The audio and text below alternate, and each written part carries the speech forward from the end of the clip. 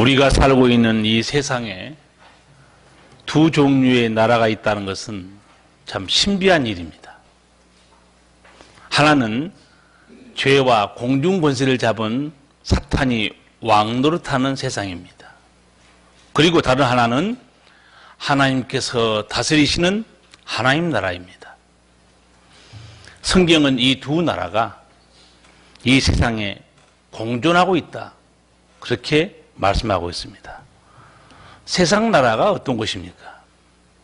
죄와 사탄이 왕노릇하는 곳입니다. 그러므로 세상 나라에는 죽음이 있고 고통이 있습니다. 질병이 있고 눈물이 있는 곳입니다. 특별히 요즘 우리 사회에 이 죄와 마귀에 붙들린 그런 사람들이 얼마나 악하고 끔찍하고 무서운 일을 저지른가 방송에서 자주 우리가 보게 됩니다. 며칠 전에도 어떤 사건이 하나 터졌는데 이제는 집안에서 너무 끔찍한 사건이 많이 일어납니다. 제가 자막을 한번 봤어요, 방송에서. 바지에 소변을 봐 딸을 안매장, 30대 아버지 끔찍하다. 어떻게 자기 아이를 죽이고 안매장할 수 있을까? 이런 보도가 나갔습니다. 5년 전에 청주에서 죽은 자기 4살배기 딸을 안매장한 아버지가 경찰에 붙잡혔습니다. 애가 바지에 뭐 똥을 쌀 수도 있고 오줌을 쌀 수도 있는 거 아닙니까? 딸을 안매장하는 그 아내는 경찰 수사망이 좁혀오니까 너무 괴로워가지고 이건 다 내 잘못이다, 유서를 남기고 세상을 떠났습니다. 사람이 무섭지 않습니까? 부모조차도 무서운 세상입니다. 어린 생명이 부모를 잘못 만나가지고 꽃도 피우지 못하고 그것도 사랑받아야 될 자기 부모에게, 자기 부모의 손에 죽어야 했습니다. 믿어집니까? 이게 죄에 붙들린 사람, 마귀에 붙들린 사람의 저지른 일들이에요. 이게 세상 나라입니다. 뿐만 아닙니다. 이제는 거꾸로 아들이, 그것도 80대에 노모인 늙으신 어머니를 살해했어요. 뭐 때문에 죽였냐 물어보니까 외출해서 돈을 써야 되는데 부모가 돈을 안 준다는 거예요. 미친 자식 아니에요? 그 나이면 자기가 돈을 벌어서 부모를 봉양해야지. 알바를 해도 돈 벌 수 있잖아요. 애지중지 키워주신 그런 어머님을 지극히 봉양해도 모자랄 텐데 어머니는 살해한 거예요. 대법원에서는 이 폐류나 징역 20년을 선고했습니다. 인간이 아니라는 거예요. 제가 아주 오래전에 판사가 그 사형 판결 내리는 선고문을 한번 들어본 적이 있습니다. 그 판결을 쓰는 거 판사도 아마 쉽지 않을 거예요. 근데 그 판사가 사형 판결 내리면서 쓴 그 선고문에 이런 구절이 들어가요. 이 사람은 인간이기를 포기하기 때문에 이 세상에서 영원히 격리시킨다, 그렇게 되어 있어요. 인간이기를 포기한 사람은 인간과 함께 살 수 없는 거죠. 그렇지 않습니까? 요즘은 연애하기도 무서운 세상이에요. 연애할 때 잘 보고 하셔야 됩니다. 이 10대에 어떤 남자친구가 자기 애인을 말다툼하다가 죽이고 하천에다 그냥 버렸어, 시체를. 이 살인마 같은 남자친구를 잘못 만나가지고 인생을 꽃피우기도 전에 꺾인 겁니다. 사랑이 그리워서 연애를 하고 싶었는데 사랑이 아니고 죽음이 자기한테 되돌아온 거예요. 우리 청년들 연애할 때 무슨 다른 조건 찾는 것보다도 거듭났냐, 예수 잘 믿냐, 그거 봐야 돼요. 거듭난 사람은 하나님의 영이 함께 있습니다. 그렇죠? 무슨 공부를 얼마나 하고 다 헛소리예요. 돈이 얼마나 많고 다 갖추면 좋지만 예수 믿는 부모들도 욕심이 보통 많은 게 아니에요. 전부 조건을 갖추고 그리고 예수 믿어야 돼. 그런 사람은 화성에나 이제 없어요. 이 땅에는 없습니다. 제가 생각하기에는 하나님 잘 믿는 믿음 하나 있으면 부모는 떠나요. 그 믿음으로 자기가 또 남은 생애 동안 자식이 하나님의 은혜를 받아서 하나님께 복을 받고 살 수 있는 거예요. 그러니까 부모가 할 위대한 유산은 딴 거 없어요. 제가 가끔 당부한 대로 부모가 남겨야 될 최고의 유산은 내 자식이 하나님을 의지해서 사는 그 믿음만 키워주면 100점입니다. 그렇죠. 그러면 부모 떠나도 내가 하나님을 의지해서 하나님께 복을 받고 자기가 살아가는 거예요. 부모가 아무리 많이 물려줘도요, 그거는 잘못하면 그 자식에게 고생하지 않는 자식은 그게 올무예요. 독이 됩니다. 여러분 예수 믿고 하나님을 모시고 잘 살면서 하나님께 받은 복들이 많을 거예요. 그것도 똑같습니다.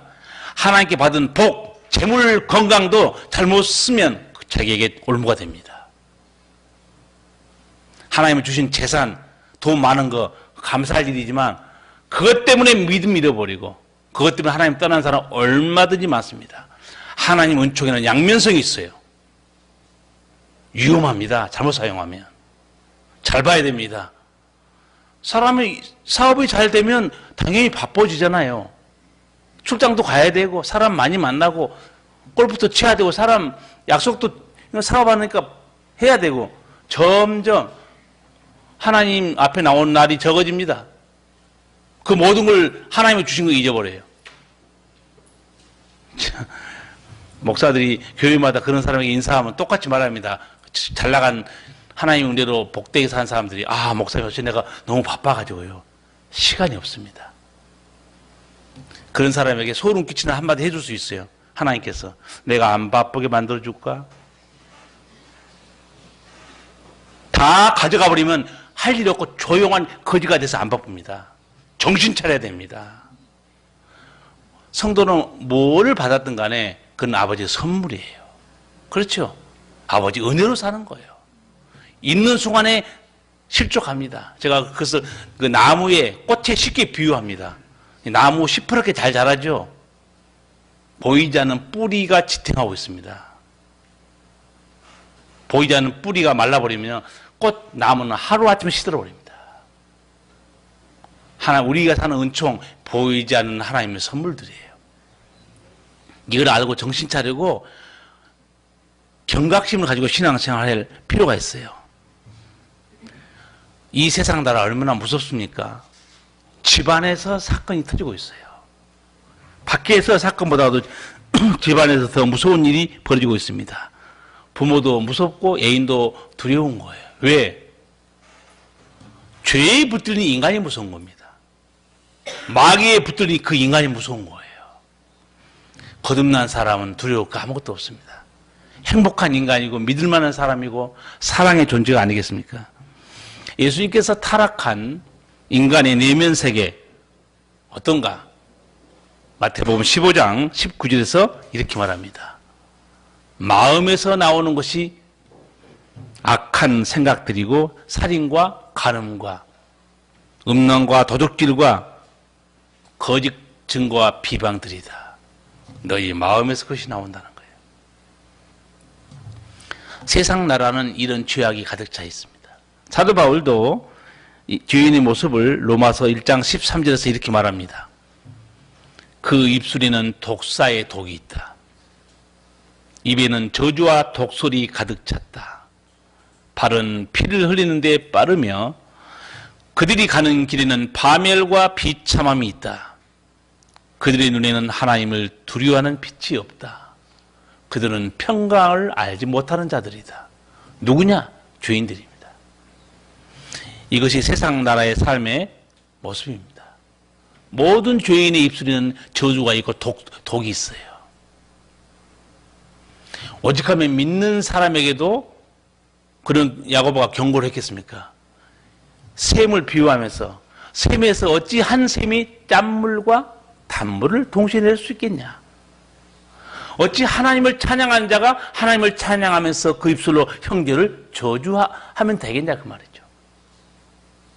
믿는 사람에게도 이런 범죄, 죄악이 있다는 거죠. 경고하고 있습니다. 잠언 지에서 전도서를 쓴 이 솔로몬, 이 죄에 붙들려 사는 인생을 한 문장으로 아주 간명하게 표현해 버립니다. 정말 지혜자 같아요. 전도서 9장 3절을 보면 이렇게 말합니다. 인생의 마음에 악이 가득하여 평생에 미친 마음을 품다가 후에는 죽은 자에게로 돌아가는 것이다.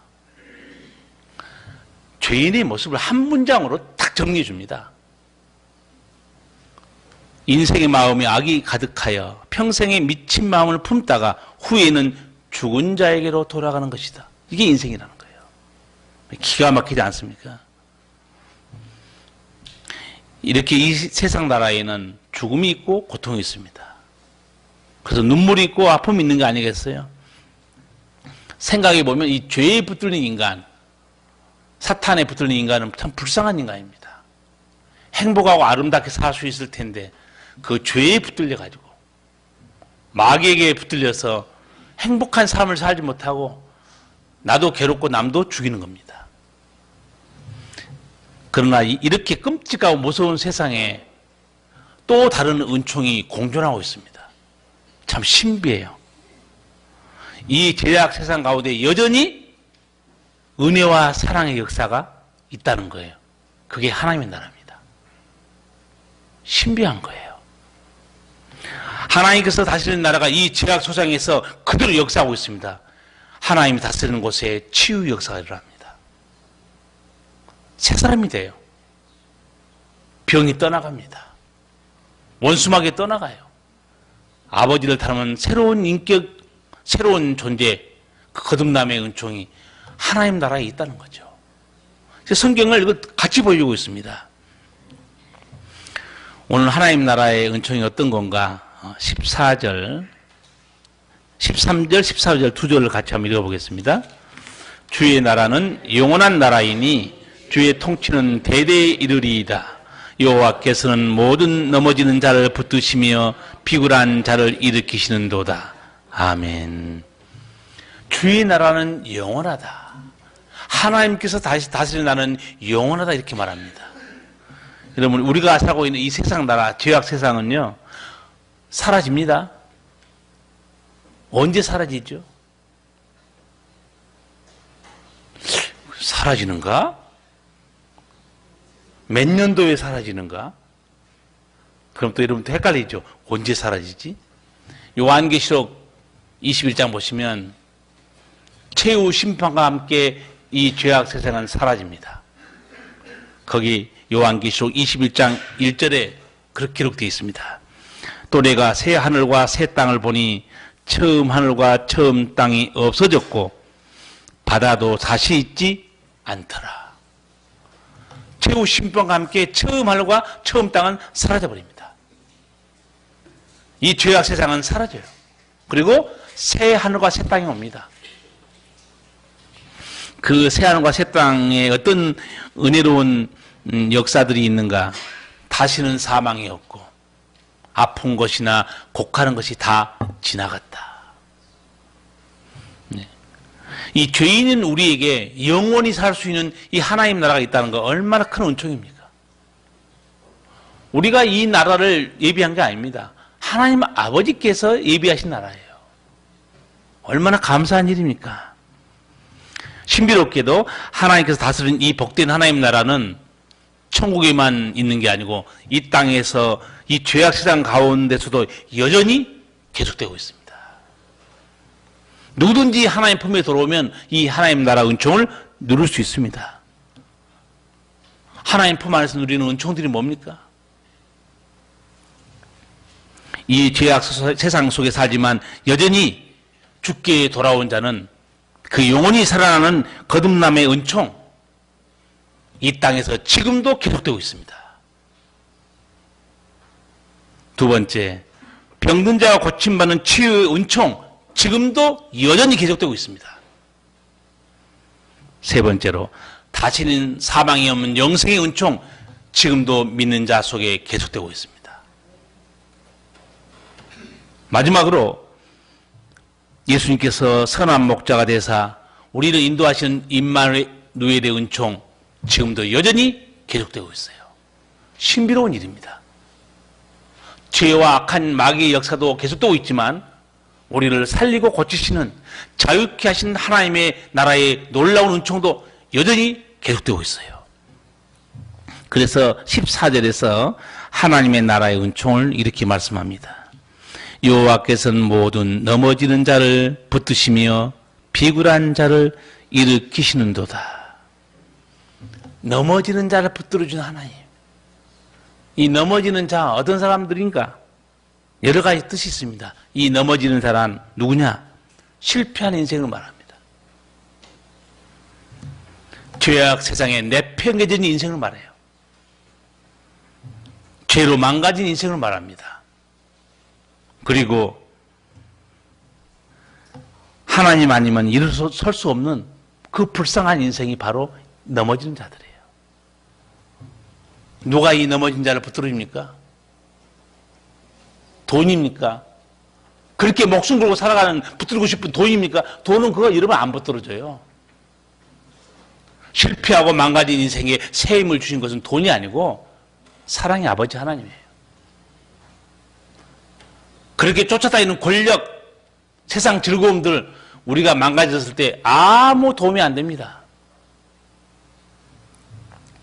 여호와께서 모든 넘어지는 자를 붙드시며, 하나님 나라 은총이에요. 또 하나님께서 비굴한 자를 일으켜 주신다 이렇게 말합니다. 비굴한 자는 누군가? 쉽게 말하면요, 짓눌린 자들을 말합니다. 세상 무거움에 짓눌린 사람들, 비굴한 사람이에요. 인생의 무거움에 짓눌린 사람들, 죄의 짐에 짓눌린 사람들, 원수 마귀에 짓눌리는 사람들, 누가 일으켜 주신가? 하나님이 일으켜 주신다는 거예요. 하나님께서는 우리가 상상할 수 없는 이런 은혜와 능력을 가지고 있고, 하나님께서 그들을 부르시고 일으켜 주시니 주 앞에 오라고 부르신 겁니다. 우리 주변에서 하나님의 사랑과 은혜로 치유되고 회복되어 사는 사람들 참 많습니다. 아주 극단적으로 보면 사형수에게서 좀 볼 수 있어요. 이 교도소 소장했던 분 중에 예수 믿는 사람들 많습니다. 안수 집사나 장로님들이 이렇게 교도소 소장해서 책을 쓴 걸 보면 그 사형수가 어떻게 변화되는가를 이렇게 쓴 게 있어요. 그거 보면 제가, 저 사형수는 한때는 세상 나라에 살다가 예수님 만나서는 이제는 하나님 나라에 사는구나. 아주 극명하게 보여줍니다. 우리가 이 이름만 대면 아는 지존파부터 얼마나 악한 그 사형수들이 많았습니까? 다 그 사형수들, 우리도 마찬가지고 다 죄의 종으로 살았어요. 마귀의 종으로 살다가 그래도 은혜롭게 교도소에 들어가서 거기서 복음을 듣고 예수님을 만난 거예요. 그래서 마지막에 그 죽음 앞에서 자기가 나에게 복음을 전해준 자에게 감사한다. 내가 진즉 하나님을 알았으면 내가 이 사형수가 되지 않았을 텐데, 그러나 이제라도 내가 하나님 만나서 하늘의 생명을 얻었으니 할렐루야 감사합니다 하고 천국에 올라가는 거예요. 보세요.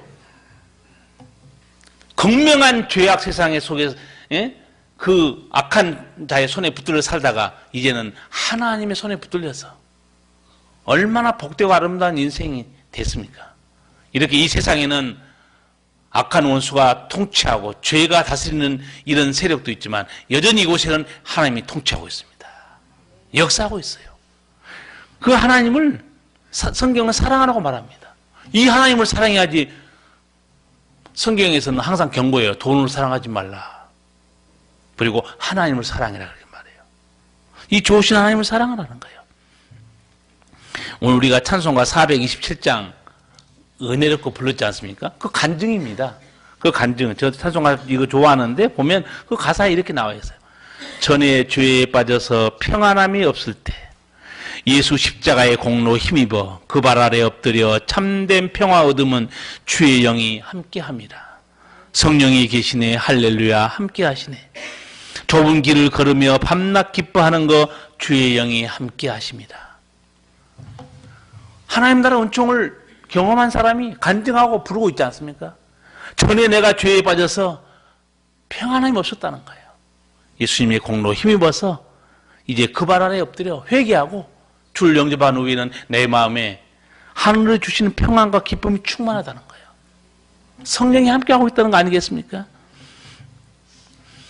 그래서 이 은혜로우신 하나님, 자비로우신 하나님을 만물이 쳐다보고 있다고 성경이 말합니다. 만물이 하나님만 바라보고 있다는 거예요. 은혜 베푸시기를. 15, 16, 17절까지 같이 읽겠습니다. 중생의 눈이 주를 앙망하오니 주는 때를 따라 저에게 식물을 주시며 손을 펴사 모든 생물의 소원을 만족케 하시나이다. 여호와께서는 그 모든 행위에 의로우시며 그 모든 행사에 은혜로우시도다. 아멘.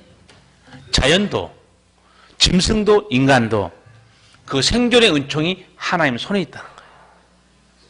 내 힘으로 살 수 있는 게 아니라는 겁니다. 우리도 비가 안 오면 결국은 하나님 하늘 쳐다보잖아요. 언제 비가 오지? 그리고 안 되면 이제 기도합니다. 하나님 비 좀 내려주세요. 이 새벽기도 요새 예레미야 이사야에게 쭉 읽다 보면 참 놀라운 말씀들이 많이 나오는 게, 우리는 이제 비가 안 오면 기상학자들이 기상청에서 예보를 합니다. 무슨 연유로 비가 안 옵니다. 이렇게밖에 얘기 안 해요. 근데 성경에는 하나님이 어떻게 말씀하는지 아세요? 그들의 죄악으로 인해서 내가 비를 그치겠다 이렇게 말해버립니다.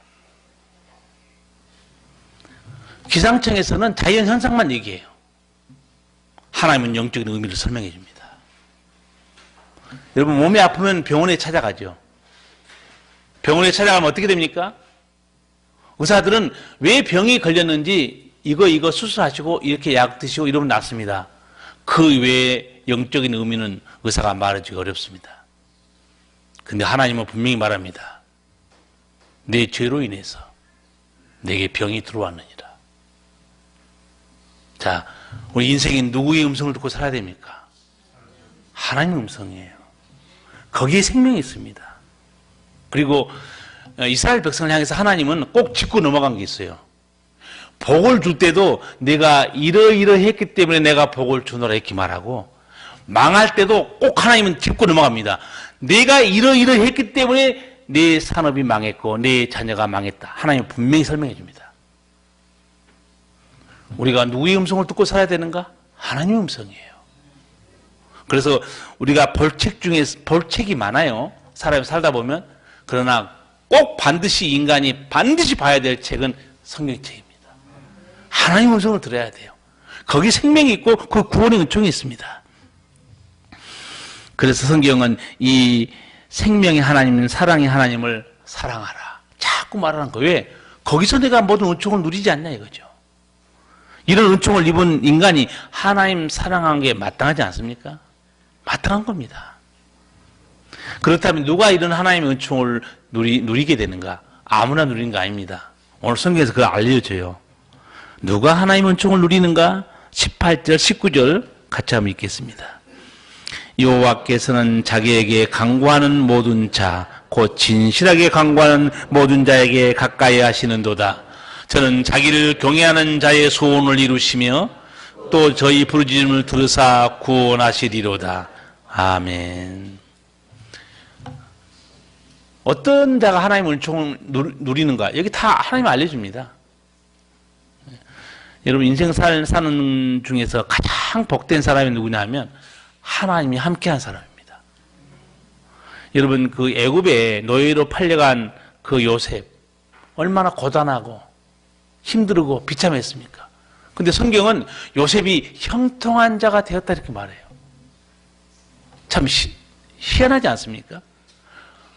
노예가 무슨 형통한 일이 생기겠습니까? 비참한 그 자유 없는 노예 주제. 근데 성경은 요셉이 형통한 자가 돼요 이렇게 말해요. 근데 그 이유가 있습니다. 창세기 39장 1절에서 3절 사이 보면 이렇게 기록되어 있습니다.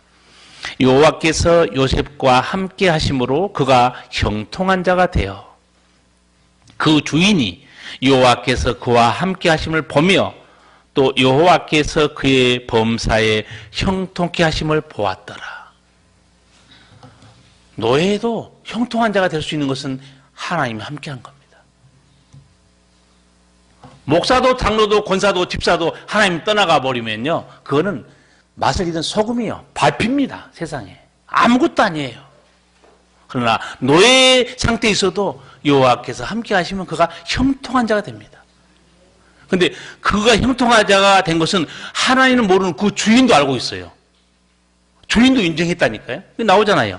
그 주인이 여호와께서 그와 함께 하심을 보며 또 여호와께서 그의 범사에 형통케 하심을 보았더라.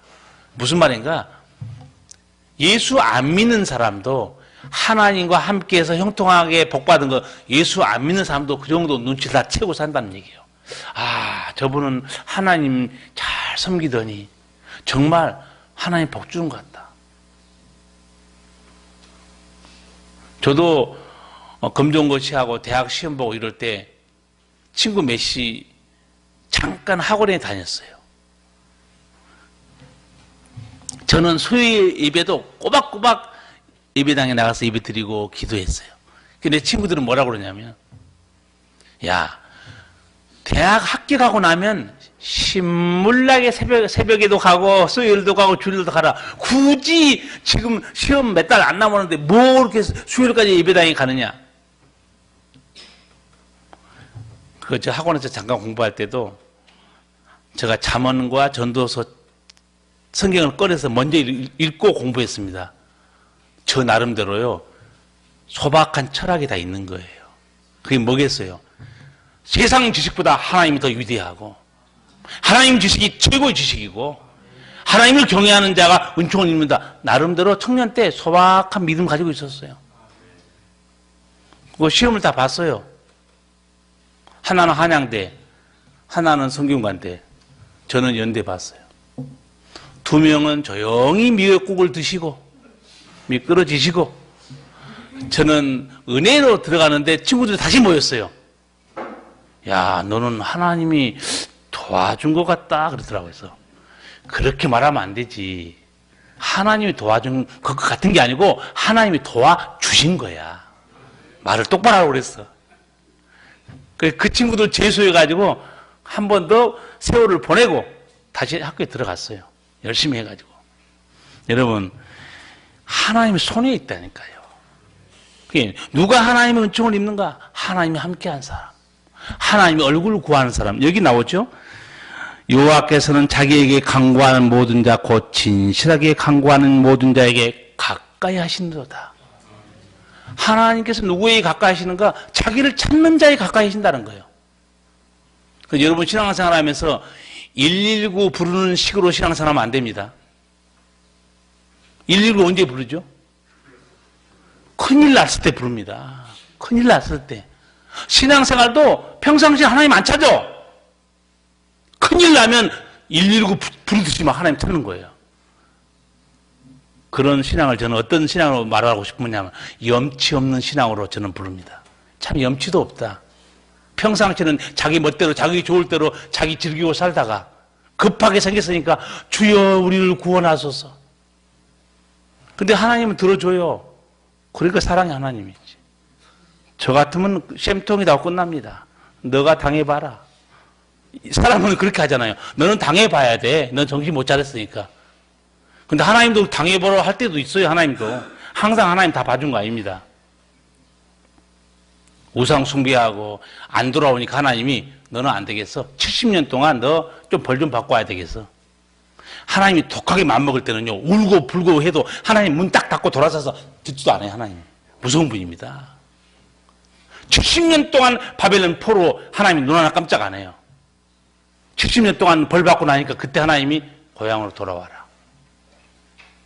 그래도 하나님은 믿는 택한 백성은요, 죽이지는 않습니다. 훈련을 시킬 뿐이에요. 징계할 뿐이죠. 여러분, 형통한 자가 되고 싶습니까? 그러면 길이 있어요. 하나님과 동행하면 됩니다. 하나님 얼굴을 찾으면 돼요. 소원을 이루고 싶습니까? 여기 어떤 사람이 소원을 하나님이 이루어준다고 그랬죠? 19절에 저는 자기를 경외하는 자의 소원을 이루시며 또 저희 부르짖음을 들으사 구원하시리로다. 어떤 사람이 소원을 이루어 주시는가? 하나님을 경외한 사람입니다. 이 경외하다는 단어는요, 아주 쉽게 말하면 두렵고 떨림으로 사랑하는 걸 말합니다. 하나님을 사랑하는 사람 두 가지 있어요. 입으로 사랑하는 사람이 있고 몸으로 사랑하는 사람이 있습니다. 여러분 어떤 것 같아요? 나는 몸으로 사랑한다. 아니 나는 입으로만 사랑한다. 우리 주변에서도 그렇죠. 집안에서 보면 입으로만 다 해먹는 사람 있죠. 서로 하나 까딱하고 입으로만 다 해먹는 사람이 있고 몸으로 순종해서 일을 이루는 사람이 있어요. 하나님 사랑은 몸으로 하는 거죠. 입으로 하는 거 하나님 별로 기뻐하지도 않습니다. 왜? 그렇게 바리새인들이었거든요. 예수님이 바리새인들을 비판하면서 이렇게 말해요. 저희의 말하는 말은 듣지만 행동은 본받지 말라고 그랬어요. 말은 아주 잘해요. 그래서 여러분, 기도하는 사람이요, 기도 잘하는 사람, 찬양을 은혜롭게 하는 사람은 책임이 더 큽니다. 그 찬양이 걸맞는 거룩한 행동이 뒤따라야 돼요. 그럴 때 더 아름답습니다. 기도, 여러분 기도할 때 우리 성도도 기도 잘합니다. 그리고 그 기도에 걸맞는 영성과 인격이 뒤따라가야 돼요. 그래야 그게 하나님 보기에 기뻐하는 기도 아니겠어요? 이 소원을 이루어 주시는 길이 뭐냐면 하나님을 경외하라는 거예요. 이 소원이라는 단어가 너무 참 멋있는 단어더라고요. 쉽게 풀어드리면 이런 말입니다. 소원, 하고자 하는 것, 그 소원이에요. 바라는 바, 소원입니다. 기쁨, 그것도 소원의 뜻이 들어있어요. 제가 이 단어를 보면서 소원이 참 멋있는 단어다. 여러분, 하고자 하는 거, 여러분 소원이 그게 바로 하나님이 여러분께서 하고자 하는 걸 이루어 주신다는 거예요. 바라는 바, 내가 하나님 이렇게 됐으면 좋겠습니다. 이 바라는 바를 이루신 분이 누구냐? 하나님이라는 거예요. 또 내 기쁨, 이렇게 됐으면 내가 참 좋겠다. 기쁨을 이루신 분이 누구냐? 하나님인데 아무나 이 은총을 누린 게 아니라는 거예요. 하나님을 경외하는 자예요. 사랑하는 자에게 하나님 그 은혜를 베풀어 줍니다. 성경에는 하나님을 사랑하는 자들이 누리는 그 은총들이 엄청나게 많습니다. 하나님을 사랑하는 자에게는 이런 은총, 저런 은총이 계속 약속되어 있는데 혹시 말씀 기억나세요? 말씀이 좀 기억나야 붙들고 있고 그 사랑의 약속을 좀 누릴 텐데 여러분 기억 안 나면 그거 깝깝할 노릇입니다. 제가 몇 군데만 소개해 드릴게요. 제가 가끔 설교했습니다. 시편 91편 14절 말씀. 하나님이 가라사대 저가 나를 사랑한즉 내가 저를 건지리라. 저가 내 이름을 안즉 내가 저를 높이리라. 얼마나 귀한 말씀이에요. 저가 나를 사랑한즉 내가 저를 건져준다는 거예요. 여러분 하나님을 사랑하시기 바랍니다. 돈으로 사랑할 게 아니고 내 원하는 거 즐기고 살 게 아니고 하나님을 사랑하는 자 이런 은총을 누린다니까요. 그런데 저가 나를 사랑한 즉 하나님이 이렇게 말했죠. 그런데 하나님은 원래 이런 단어를 잘 안 쓰시는데 여기 시편 91편에서 쓴 이 사랑이라는 단어는요. 보통 우리가 말하는 아가페라는 그런 종류의 사랑이라는 단어를 하나님이 안 썼어요. 저도 깜짝 놀랐어요. 단어를 보니까 이거 남녀 간의 애틋한 사랑을 가리키는 그 단어를 하나님이 썼어요. 여러분 남녀 간에 연애하면 얼마나 애틋하고 친밀하고 보고 싶고 함께 있고 싶습니까? 그 단어를 하나님이 쓰셨더라고요. 저가 나를 그렇게 애틋하게 그리워하고 나를 친밀하게 생각하고 나와 함께 있고 싶고 그 사랑하는 자 그렇게 말하고 있습니다. 그래서 내가 딱 감이 들어오는 거예요. 하나님도 이렇게 친밀하고 애틋하고 그리워하는 사랑을 하나님이 좋아하시는구나. 그게 그렇게 나를 사랑하는 자 내가 저를 건져줄 것이다. 입술로 한 게 아니죠. 또 하나는 잠언 8장 17절 말씀인데, 나를 사랑하는 자들이 나의 사랑을 입으며 나를 간절히 찾는 자가 나를 만날 것이니라. 부귀가 내게 있고 장구한 재물과 의도 그러하니라. 나를 사랑한 자들이 나의 사랑을 입는다는 거예요. 이 사랑은 또 아가페 사랑입니다. 엄청난, 청량할 수 없는 그 무조건적인 사랑을 나에게 입을 수 있다는 거예요. 거기고 하나님, 나에게는 뭐가 있느냐? 부귀도 내게 있고 장구한 재물과 의도 그러하니라. 솔로몬이 이걸 지혜로 표현하고 있지만 이건 지혜이신 하나님을 또 말하고 있습니다. 그러니까 하나님을 붙드는 자, 이런 은총을 누린다는 거예요. 하나 더 말씀드리면 예레미야 17장 5절 이하의 말씀인데, 거기에 하나님을 사랑한 자가 어떤 은총을 누리는가, 이게 마치 시편 1편하고 거의 같습니다, 내용이. 근데 시편 1편과 다른 것은 이 세상 것, 자기 인간을 의지하고 자기 힘으로 살아가는 자들이 얼마나 큰 고통과 아픔 속에 살아가는가, 이 빗대에서 아울러 같이 말해줍니다. 제가 예레미야 17장 5절 이하 8절까지 그냥 읽어드리겠습니다. 나 여호와가 이같이 말하노라. 무릇 사람을 믿으며 혈육으로 그 권력을 삼고 마음이 여호와에게서 떠난 그 사람은 저주를 받을 것이라. 그는 사막의 떨기나무 같아서 좋은 일이 오는 것을 보지 못하고 광야 간조한 곳, 건건한 땅, 사람이 거하지 않는 땅에 거하리라. 그러나 무릇 여호와를 의지하며 여호와를 의뢰하는 그 사람은 복을 받을 것이라. 그는 물가에 심기운 나무가 그 뿌리를 강변에 뻗치고 더위가 올지라도 두려워 아니하며 그 입이 청청하며 가무는 해에도 걱정이 없고 결실이 그치지 아니함 같으리라. 아멘. 뒷부분은 딱 시편 1편과 똑같습니다. 하나님을 사랑하고 말씀을 따라 사는 사람은 시냇가에 심은 나무처럼 그 행사가 다 형통하다고 말해요. 그러나 자기를 의지하고 세상 것을 의지하고 돈을 붙들고 사는 그 인생길이 어떠냐? 마치 사막 가운데 심겨진 나무처럼 아주 공고하고 힘들고 너무너무 어렵다는 거죠. 우리 사막 가운데 가끔 뭐 중동 쪽에 가다 보면 나무 서 있는 걸 저는 많이 봤거든요. 비도 안 오고 거기서 얼마나 사는 게 고통스럽겠습니까? 좋은 일에 오는 곳을 볼 수가 없다는 거예요. 예, 하나님의 은총이 멈춰져 있습니다. 그러나 하나님께 소망을 두고 믿는 사람들은 가문해도 걱정이 없다는 거예요. 왜? 뿌리가 강변에 뻗치고 있으니까. 예수 믿는 우리들은 하나님이 우리를 이 사막 같은 땅에서 옮겨서 하나님 품에다 다 심어놓은 겁니다. 하나님 품이 시냇가에 같은 거죠. 항상 하나님이 공급해 주시기 때문에 결실이 그치지 않는다는 거예요. 사도 바울은 디모데전서 6장에서 믿는 사람일지라도 돈을 붙들지 말라고 말합니다. 믿는 너희들이 돈을 붙들었다가 너희 믿음도 날아가고 돈도 잃어버린다. 인생이 망가진다. 경고한 게 디모데전서 6장 9절 이하에 나와 있어요. 부하려 하는 자들은 시험과 올무와 여러 가지 어리석고 해로운 정욕에 떨어지나니 그 사람으로 침륜과 멸망에 빠지게 하는 것이라. 돈을 사랑함이 일만하게 뿌리가 되나니 이것을 사모하는 자들이 미혹을 받아 믿음에서 떠나 많은 근심으로써 자기를 찔렀도다. 아멘.